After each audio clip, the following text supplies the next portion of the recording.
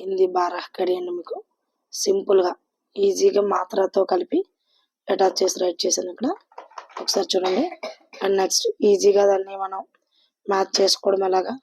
So at the same time correct letters right చేయడం. So ఇక్కడ మీకు ఇక్కడ అంతా కూడా క్లియర్గా రైట్ చేశాను చూడండి. ఒకసారి మీకు సింపుల్గా ఒక 5 రైట్ చేశాను నేను. రిమైనింగ్ అన్నీ కూడా బారాహ్ కడి మీరు ఒకసారి ట్రై చేసి చూడండి. సో యాజ్ ఇట్ ఈస్గా ఉంటాయి మీకు. రిమైనింగ్ అన్ని లెటర్స్ కూడా రైట్ చేయండి మీరు. సో సేమ్ మోడల్కి సేమ్ వే.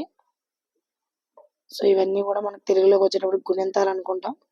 వీటిని చదివే పద్ధతి కా, కా, కి, కీ, కు, కూ, క్రు, కే, కై, కో, కౌ, కం, కహ. సో దీన్ని ఇలాగే చదువుతాం మనం. చదివేటప్పుడు చూడండి ఇక్కడ మీకు కొన్ని మ్యాచింగ్స్ కూడా నేను సింపుల్గా కొన్ని ఇక్కడ రైట్ చేసి పెట్టాను. సో ఇలా మీకు మీరుగా ప్రాక్టీస్ కూడా చేసుకోవచ్చు.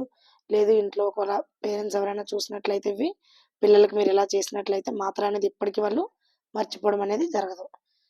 ఓకే, సో ఇలా చూడండి ఒకసారి.